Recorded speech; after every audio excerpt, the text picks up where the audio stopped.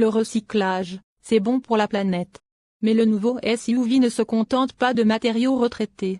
Il réutilise aussi un nom déjà employé dans l'abécédaire d'Opel, en l'occurrence Frontera, qui désignait, de 1991 à 2004, le premier tout-terrain Opel, lui-même dérivé de l'Isuzu Rodeo. 20 ans plus tard, la marque Oblitz ressort du placard l'appellation pour son nouveau SUV de 4,39 mètres, qui vient s'intercaler entre les nouveaux Opel Mokka, 4,15 mètres, et Opel Grandland, 4,65 mètres. Logique industrielle oblige, le Frontera reprend la plateforme Smart Car de Stellantis, c'est la même utilisée par le Citroën C3, Aircross que nous essayerons courant janvier. Les SUV Opel et Citroën partagent tout ce qui ne se voit pas, châssis, moteur, architecture électronique.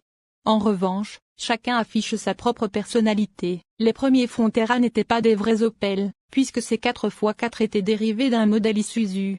Le dernier ne l'est pas plus, s'agissant d'un simple SUV citadin disponible uniquement en traction. Cette fois, c'est sur la base du nouveau Citroën C3, Aircross qu'Opel signe sa copie. Si son positionnement n'a rien à voir avec feu le 4x4, il se distingue également du reste de la gamme Opel avec des tarifs moins onéreux, plus proches de ceux pratiqués par Dacia. Après avoir dédié un test complet à sa version électrique, nous nous intéressons ici au modèle thermique le plus puissant. La version 136 chevaux d'un bloc 3 cylindres turbo à hybridation 48 volts également proposée en version 100 chevaux. Par ailleurs, notre modèle d'essai est cette fois en finition édition. L'entrée de gamme du Frontera derrière son visor, cette calandre noire que tout Opel se doit d'arborer en ce moment.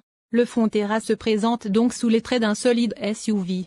Même si quelques détails trahissent son goût pour les économies. Ainsi, les feux arrière semblent se prolonger sur le hayon. Mais ce n'est qu'un effet de style, les parties sur le hayon n'intègrent aucune optique.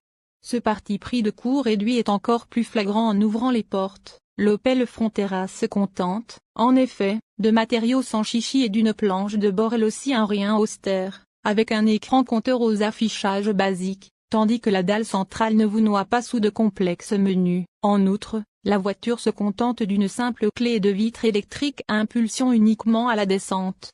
Heureusement, Opel n'est pas allé trop loin dans les économies. Ainsi, les commandes de clim ont droit à leurs propres boutons, de même que la désactivation des alertes de dépassement de vitesse et le maintien dans la voie, deux touches situées à gauche du volant. À bord, Opel a vraiment cherché à appliquer sa propre ambiance. Outre l'orientation des instruments nettement plus orientée vers le conducteur, la planche de bord du Frontera reçoit aussi un combiné numérique de 10 pouces.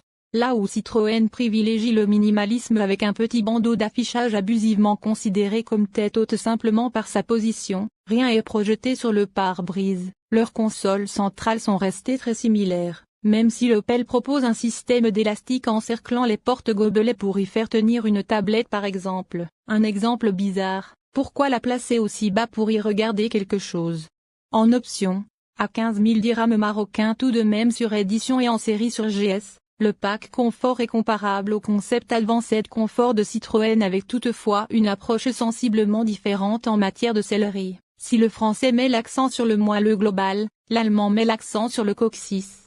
Cette fente au centre de l'assise, à l'avant seulement, réduit en effet la pression sur notre précieuse et sensible extrémité. Une option qui explique aussi son prix par l'ajout du pare-brise, volant et siège avant chauffant, de petites poches aumônières à l'arrière des appuis-têtes. Ces derniers devenant réglables sur deux axes, quant à la climatisation elle devient automatique.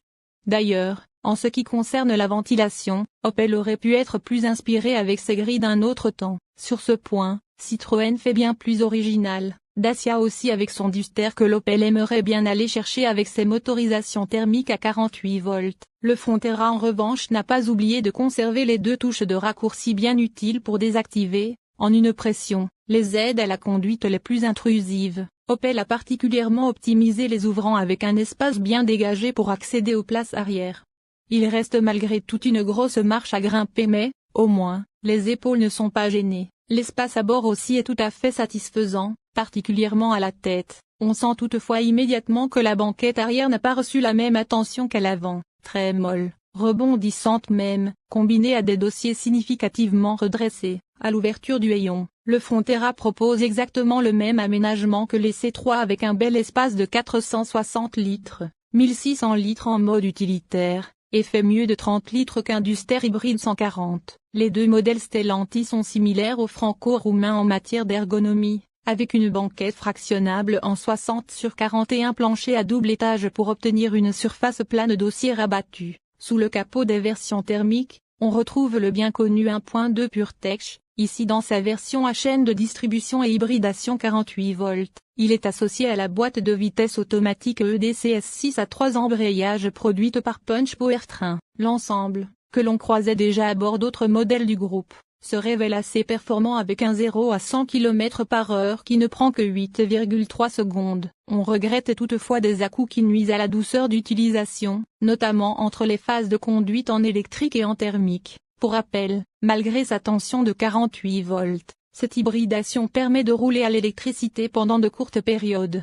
La consommation est annoncée à 5,2 litres au 100 km en cycle mixte WLTP. C'est légèrement plus que la version full hybride, HEV, des Dacia Jogger, 4,7 litres au 100 km, et Duster, 5 litres au 100 km, mais cela reste un bon score. En conditions réelles, il faudra évidemment prévoir un peu plus, mais une consommation moyenne d'environ 6 litres au 100 km semble tenable. Pour le reste, le Frontera hybride 136 chevaux édition conserve la bonne habitabilité et le volume de coffre assez généreux, 460 litres. Qui nous ont plu lors de notre essai de la version électrique, mais aussi une qualité de finition, encore un peu plus décevante et un comportement routier assez médiocre. Le SUV Stellantis fabriqué en Slovaquie mesure 4,38 mètres de long pour 1,80 mètres de large, soit peu ou prou le format du Duster, respectivement 4,34 mètres et 1,81 mètres, de quoi proposer un espace généreux au niveau des jambes à l'arrière.